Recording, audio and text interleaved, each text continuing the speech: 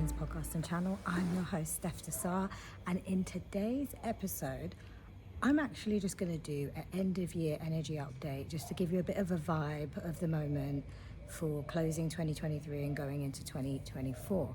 So I did do a vote on the Instagram page, and everyone was basically asking for an Astro's update and a general energy read with some oracle cards. There were some, votes for love and career. So when I do this, if I pick up or channel anything like that, I'll kind of just combine it, and whatever comes out, I've set the intention, and I'm setting the intention that it's for all of you guys that voted. And if you didn't vote, and you're stumbling across this episode, it's for you too. But when I do put out the votes on Instagram, please follow us. It's at Divine Feminines with a Z at the end. It's a chance for you to really set the intention of what you want to hear about when I do these updates, because I'm then really focusing on you and what you want. So I will do that. And before I get started, don't forget to like and subscribe this channel. I'm super grateful for all of you guys that have been with me since 2021 and are still here today, and anyone new joining, welcome. You can follow us on all major podcast platforms. That's Apple, Spotify, Google, you name it. And we're also on Instagram and TikTok, Divine Feminines with a Z at the end.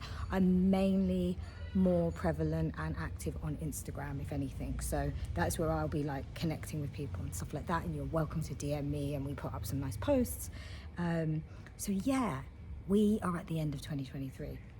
First off, because I'm into my astrology and I'm a firm believer that this is not technically the end of the year, because for me the astrological end of the year is sort of Pisces into Aries season. So really, and also ending a year in winter when you're in sort of the European countries and sort of northern hemisphere, it doesn't feel like you're ending a year. It just feels it's really dark and everything. How could you be birthing something new?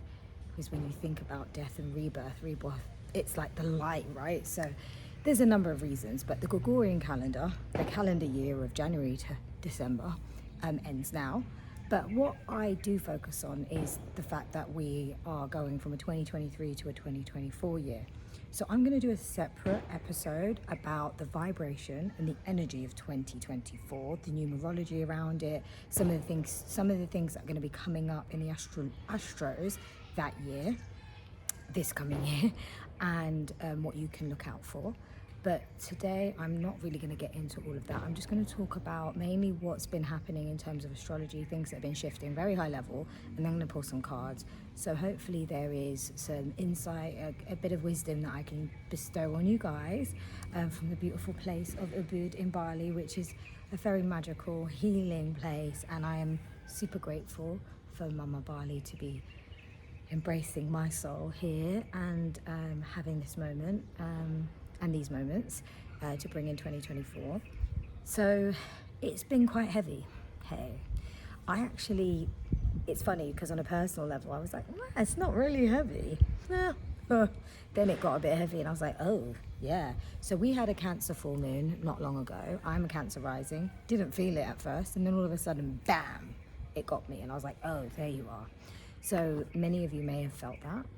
It was a softer full moon though. It wasn't supposed to make you feel really like stumbling and on your knees crawling through the emotions, but it's because we've had a bunch of different retrogrades. So the famous one that everyone gets scared of, which I say don't get scared of and don't get annoyed with, but it's hard not to get annoyed with it sometimes because it does throw up challenges, is Mercury retrograde. So Mercury went into retrograde into Capricorn, the sign of Capricorn. Now, if you know your natal chart, you can calculate where Capricorn sits in your chart. And Mercury being there when Mercury's in retrograde, it's a time of reflect, review, reevaluate, restore, recalibrate, take things a bit slower. Certain things will need to be slowed down. And technically in the Department of Love, it does get very challenging, even in work and in communications and just collaborations and working together. It can get very challenging. You have to be careful what you say, make sure you're clearly communicating. You might need to reiterate things. So it can happen in many ways. Mercury going into retrograde is not a bad thing. It is encouraging us to really take a step back, because we, if you think about it, we're in the hamster wheel of life a lot of the time. So taking a step back to really look at things that we are sort of taking for granted or pushing to the side. And now sometimes when we are in connections with a romantic partner or with family or with business colleagues, it's sometimes not about us and about them and about something that they're starting to sort of surface with this Mercury retrograde, and then it can project onto you. So there's also that element of it. So it's a time to have patience. It's a time to really exercise patience and have compassion and just just honoring yourself and just taking a chill pill, not trying to do everything and just going with the flow. And sometimes when you're facing resistance in these Mercury retrogrades, it's about going, hey, maybe I should just not even try to push there, like just chill. So coming out of Capricorn, it's been a hefty couple of weeks. It's been in retrograde for about 3 weeks. Now, January 1st, it will go direct. So you might, it's a great thing that it goes direct at the beginning of the 2024 period because you're going to feel a positive shift. We also have Jupiter and Taurus that was retrograde that is going to go direct. I'll come back to that in a minute. So this direct Mercury going direct, it will be in Capricorn still, but direct. So where you may have been stumbling upon some confusion, some lack of clarity, or things slowing down in that area of your natal, or just anywhere that you've noticed it, because it doesn't necessarily have to be that house of one of your 12 houses where Capricorn sits. You might notice in other areas. Hey, it just depends what needs to come up for you on your journey right now. So when you notice these days going through the early part of January, the first week of Jan, you'll start to notice a shift. But when you really notice the shift, I think it's going to be the second week of Jan, because the retrograde has a shadow period, so it's still a little bit sticky, so just breathe through it, but the hard part's gone. And I think with that full moon combined, it might have made the full moon feel a little bit challenging more than normally, but it was a very soft full moon in Cancer. It wasn't as harsh of a full moon. It was a cold moon, and there's many astrologers that have talked about it being, can be, because it was a cold moon, and with the Mercury retrograde, there was a lot of sort of coldness in communication, a bit of a very sort of pulling back energy of a real blind spot type thing. Just things feeling quite polar opposite, like the duality of warm and cold and light and dark, really feeling that distance between the two sort of elements. So you may have noticed that, you may have not, and it does depend on your natal chart. And it depends also not just on your natal chart, but what's going on in your life and where you're at and how you're seeing things. I always say that, and it's coming up a lot lately in the last few days, is that we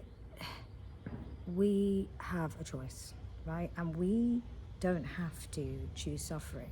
So if something's happening that is out of our control and it's something that we don't necessarily like, okay, we can't really do much about it. We have to let it pass. We have to breathe through it. We have to accept.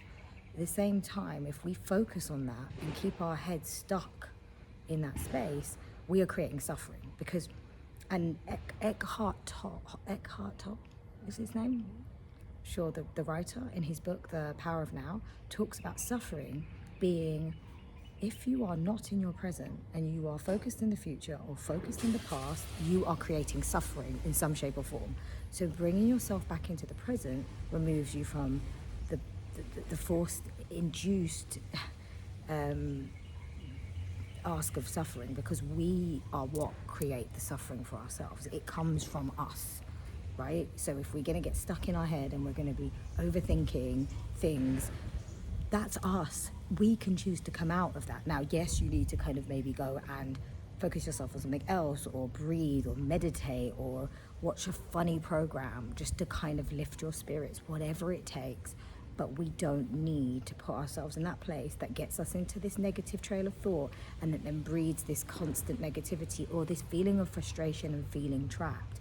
We create that for ourselves. So just remember that most of life is us getting out of our own damn way. Yeah. And when you take accountability for that, you realize you're the creator of your life and your reality, and you are the master manifester of your destiny. Many of us, and I can testify that I was one of those people once upon a time that would want to blame everyone else and everything else. That I could rationalize why things weren't happening, but it wasn't me. No. Once we take accountability and we are aware, and we develop the self-awareness that it's coming from us, that's when the game changes. Now, it's not easy still, because it's something that we have to self-master, but life is, in actual fact, quite easy when we start to go on that healing journey and we want to really, develop and grow for the better of ourselves and to become our best selves. We have that, life gets better because we're going on that healing journey, right? So we're getting rewarded for doing the work. Of course, there's more healing to be done, and that will never stop. There'll always be something to grow. There'll always be something that we can work on. Absolutely. Like that's why we're here on earth. That's what I truly believe. We've come here to learn, to grow, and to evolve. So that's an always on constant. But we have the choice to not get stuck into negative thoughts or patterns, going back into the past, kicking ourselves, not forgiving ourselves, and not giving ourselves the self-love and self-compassion. 1111 came up at that point. So if that is your sign, you might be going through an awakening experience, a twin flame journey, or something very life-changing, soulmate, very intense connection. Okay, so Mercury going direct, you're going to notice a lot of shifting. Always when Mercury is in retrograde, it slows us down, but when it goes direct, you notice fast forward movement, quick. So to start the year like that, it's going to be massively helpful for all of us. So try not to get stuck into any old stuff from 2023, and just embrace just making things just align and flow to your best your best sort of vision and desires. I won't go into the whole mapping out your goals and what you need to do there, but I'll do that in another episode. But it's good to do a release of 2023 for sure. So you could do a little ritual tonight around what you want to let go and release, where you need to forgive others, forgive yourself. It's almost like a full moon ceremony, but for the whole year. So what I like to do is consider what's happened in the last year, give gratitude and write gratitude for all the great things that have happened, but also gratitude for all the great learnings, and anything that I'm holding resentment, like frustration, anger, or disappointment on, or just, where I feel like I could have been better, just basically releasing and forgiving myself, and just getting that out. You can write that, journal that, write a letter to yourself, write a letter to the universe, however you want to do that. Now, Jupiter has gone direct. Now, Jupiter has entered the sign of Taurus as of sort of April, May last year, 2023, and will continue to stay in Taurus to May 2024. And wherever Taurus is in your chart, Jupiter is there to bring expansion, growth, luck, prosperity, and abundance. Anything that's in that house can grow and can flourish a lot. So where Jupiter was direct when it first went into the sign of Taurus earlier this year, you might have noticed some real changes in your house, whichever house that sits in, whether it was house 5, which is the creativity house, children, fun, romance. You might have noticed things really shifting and moving, and then all of a sudden it may have slowed down, and it might have felt a little bit frustrating. I do think that might have been a little bit of a feeling of, I'm going, and then because all of a sudden Jupiter's gone into a certain house, Taurus being stability, Taurus being finances, being abundance, also the home and the feeling of beauty, and Venus rules Taurus. So you may have started to see some really great sort of shifts, and then all of a sudden felt like it started, but it stopped. Well, why? What? But it's because of the retrograde. It's asking you to reflect. So when it does go direct, you have a better clarity. You have some hindsight. You have a better perspective. You may have had to release some things. You may have been holding blocks. You may have been in your own way. It's going to come up a lot, right? When you're in retrogrades, it helps you see where you may have been in your own way, or you just need to slow down. So now, Jupiter going direct, in Taurus from December 31st, I'm pretty sure, yes, is a great shift as well. We're seeing two of these planets going direct, Mercury and Jupiter. So whichever house that's in for you, mine's in my 11th house of networks, friends, the elder sibling, and my public image. You know, I'll pay attention to what that means. But I've already noticed Jupiter in Taurus in my 11th house, meeting new people, expanding my networks, especially in my corporate career, and just meeting amazing people and building further networks in a personal sense and in my when I travel. So it's very interesting. I felt like it brought a lot of healing. It did slow down in the last few months, but I didn't notice it too differently, but I did probably feel that it was feeling a bit slow, and so I will pay attention to where it shifts now. So we have a great opportunity with Jupiter expanding in the sign of Taurus, in whichever house you have it in. So pay attention, be intentional, whatever intentions you have for 2024, see where they can align to this, because you can really benefit from it, right? And what else do we have? We have a new moon in Capricorn coming up on the 11th of January. So it's 11/1. So do you remember the 11/11 portal, the 111 portal of November? This window is still continuing to there. So there'll be another peaking of the energy. There'll be another increase, potential, you know, like the portal's open, but it's going to be even more powerful as we have these planets going direct, and then we're also having the 111 peaking. So manifestation, the veil is thin, pay attention to signs, synchronicities, and all of that good stuff. Go with the flow, let go, release, and be open. I have been doing some exercises around opening the heart, and you know, we always talk about putting our hand on our heart here and opening your heart when you're focusing on your heart. That's the Hierophant in reverse there. When you focus on your heart, we're always here, but we never think to put our hand on the back of our heart as well. Now, the back of our heart, and for those watching YouTube will see what I'm doing, just putting my hand around the back of my back and on the back of my heart. That's where we receive. The front of our heart is where we give. So we open the heart through the front space, yes, but we have to not forget the back of the heart on a physical sense, but the part that it represents is the receiving. You giving and receiving, and being able to receive is also synonymous with being able to give, and being able to have that balance between the two, and having a good understanding of that flow between the two, and the boundaries. It's so important, and a lot of us struggle to receive, but we find it very easy to give. And the reason why we find it very easy to give is because we've been overcompensating for ourselves for lack of disappointment or feeling of rejection or wanting to be loved or just trying to people please. And it comes from a coping mechanism from when we were young or from what we've seen from childhood.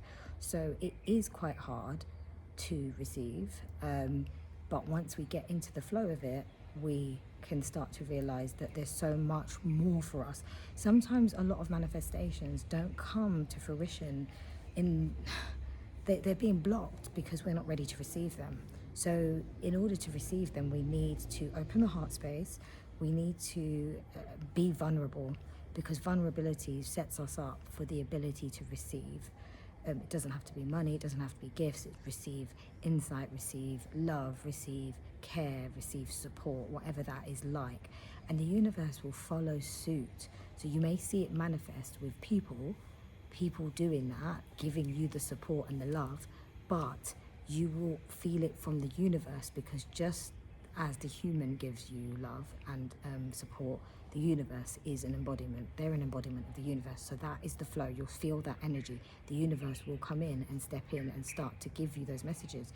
And then you'll be more open to receiving them. So if you say, I don't see the signs or synchronicities, you may have not be ready to receive that message because you're not ready to really grasp it, but your heart space needs more work. And so the opening the heart is a tricky one, and it's one that I think we're always going to work on through this lifetime.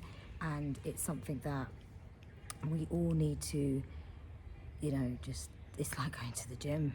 And, there's no one given way of how to do this.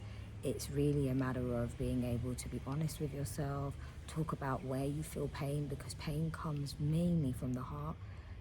But that's all that, the heart and love obviously hand in hand, go hand in hand, and love does encompass pain.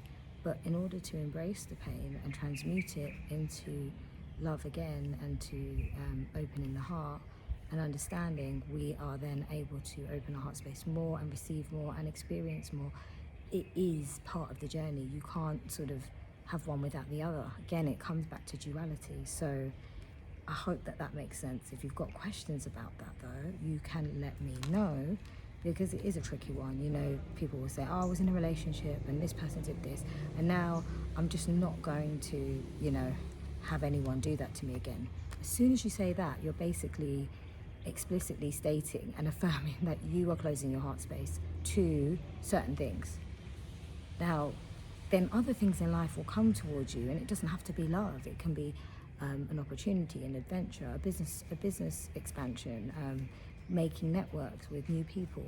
Those things will still have some kind of block to them, because our heart is a way of receiving regardless of whatever it is. And when we're in our heart center and we're in our purpose and in alignment with our dharma, our purpose, that it's all intertwined. You can't have one without the other. Everything's connected.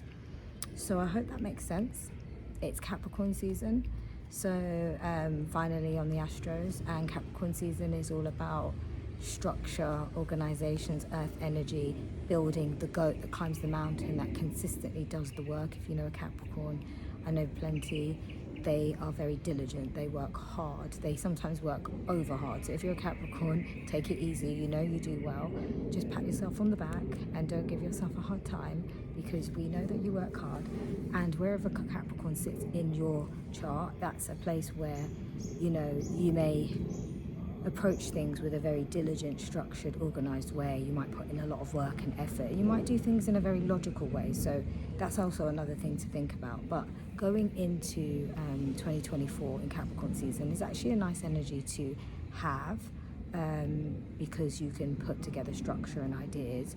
I would basically say that when you do this, come back to it in Aries season when we have the new astrological new year, because that is really the new year. But there's no harm in basically doing this whole 2024 start. I will probably do an event around Aries season, because for me that makes more sense. And the moon during this transit into the new year will be in Virgo, so very organized, very sort of prim and proper, and really getting things quite methodically,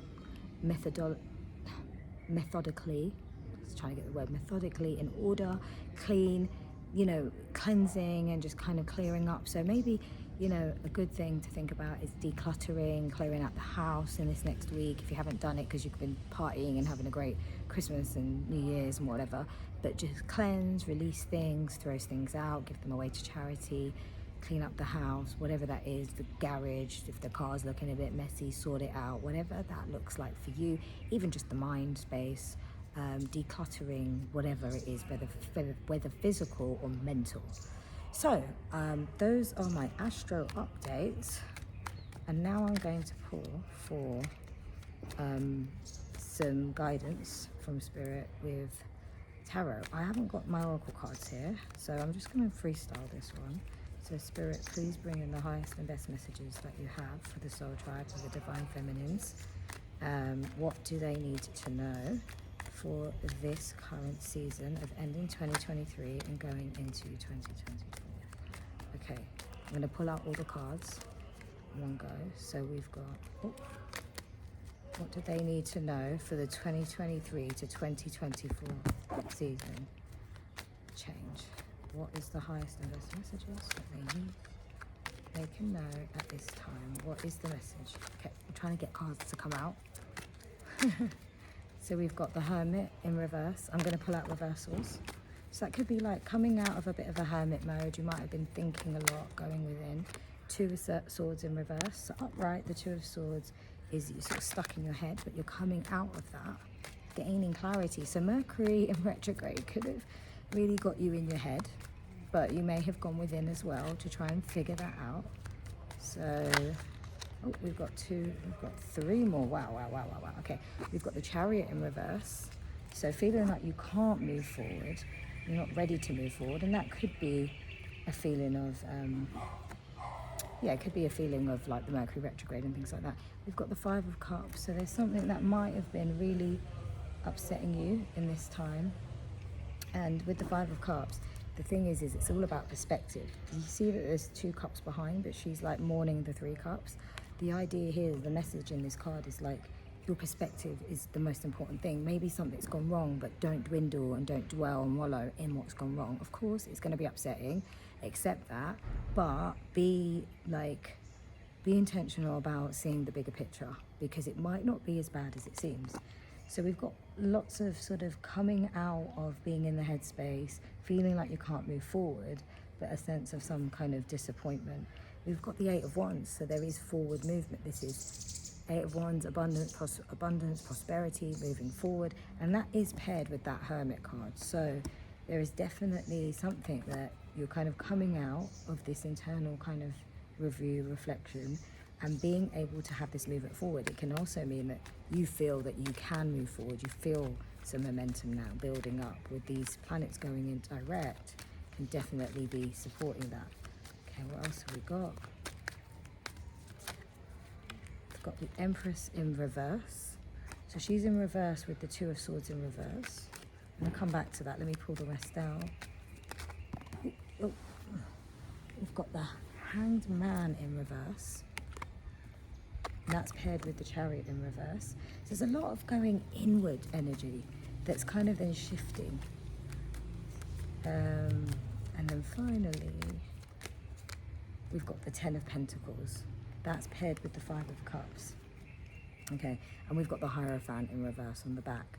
So what I'm getting with the Queen of Cups and the Queen of Wands, so for my females, if you resonate with being a female energy, you may feel like there's been a big shift, something changed quite dramatically in these weeks. You might have been going in your head, you might have been thinking about stuff. You may have had to pull back your energy and felt like you couldn't move forward, but you're starting to gain clarity. But you couldn't move forward, but you're starting to feel like you can now, because the Hanged Man in reverse is coming out of this, standing back position. But the Hanged Man is not a bad place to be. Sometimes you just need to be there. So in the retrograde, especially Mercury retrograde, it can be a point in time where you just needed to have this moment to gain clarity. Something might have been quite disappointing for you, and it could have been around, a work situation, creating abundance, or something to do with a family dynamic, or creating some stability. And you may have a real sadness around it. Now, remember I said that Jupiter in Taurus is going direct, and Taurus is about that family, finance, the stable, the home, and all of that. So I do feel that although you're looking at the cups falling down and you may be feeling sorrowful, and this might not be for a female energy particularly, it could be for anyone that's listening, let me just say that, but I'm picking up that the Empress was there in reverse. She may have not felt like she could do all of the great creative things that she normally does and be creative and manifest and move forward in this time. But there is still a massive opportunity to build that abundance that's coming through. So you're coming from a place of being maybe very introspective, having to slow down, but you're moving. You might be traveling, you might just be going to smooth the waters. That could be in your own headspace. It could be with colleagues, business partners, friends, a romantic relationship. So take that as that resonates. But you are moving to smooth the waters and coming out of this sort of maybe what felt like very dense energy that might have made you feel like you couldn't move, but you're gaining clarity. And you might be seeing things a bit differently. Mercury retrograde does encourage us to set boundaries. So in this time, you might have had to set some boundaries. You might have had to rejig the way that you do things. So what else have we got? Let me just get some final cards to just wrap up where I'm coming from. So where are we going with this? Let's see. there we go. So we've got the Two of Cups. So there is something very beautiful. There is a very beautiful connection. I've got the Tower in reverse on the back. So something isn't actually over. So you might be in your head thinking, oh my God, do they love me? No, they don't, because they're not here, or they've been withdrawn, or they've gone away, or we're not moving forward, or can't seem to get the right conversation going, or it's just not aligning. Things are shifting. Keep giving yourself the love, work on yourself, bring joy into your life. I talked about suffering earlier in this video. Bring joy into your life. By bringing in joy, you are going to have much more of a better enjoyment of life and your time.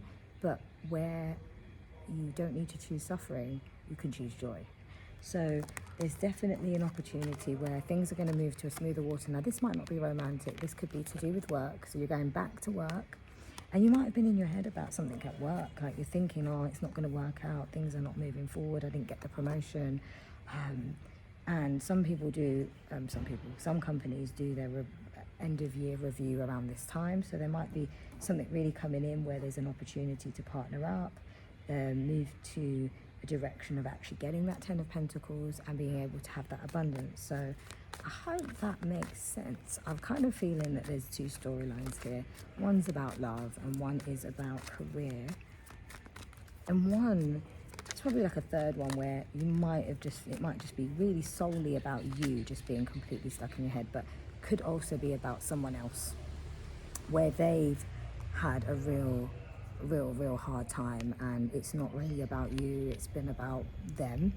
And 10 of Swords, you know, this person's on their phone. They've got all these swords on their back, they're lying down but they're still on their phone, like, oh no, nothing's really happening, I haven't really got 10 swords on my back, I'll just be on my phone. So if there is another person in this situation, if it's romantic or a friend even, they may not really be telling you the full deal of what's going on, about how much pain that they've felt through this period or through whatever's happened. And you may even see that they interact on the phone and communicate and they act like nothing's happened, or they just be doing things as normal like this person is, but you just can't see the 10 swords in their back. So we do have the sun on the back, so there's healing coming through, there's a breakthrough, there's good times, there's positive energy coming in, new beginning as well with the sun. The 8 of Swords in reverse on the back, so coming out of a place of stagnancy, of getting in your own head, getting in your own way, whether that's you or someone else, or just generally, whatever, take it as it resonates. It might be a bit of both, because everyone was going through this retrograde season. So I think that's about it. I think that, enjoy your December 31st. Know that there is good shifts in the Astros that are promoting us. You can really benefit from this if you choose intentionally to not pick suffering and instead to pick joy, and to have the self-compassion and to show yourself and exercise the self-love for yourself. Get some good rest as well. Some of you are not going back to work just yet, and if you're not, definitely take time out for you. It's been probably a very busy period if you're seeing lots of friends and family during the festive season, and it can kind of easily just drain you and you haven't really felt like you've recalibrated yourself. So make sure you get that for yourself, and I will leave you there, sending you loads of love, light and a peace and abundance. Enjoy and have a great start to your 2024, and I'll see you soon. Thank you for all your support this year in 2023. I'll be back soon. Love you lots. Bye.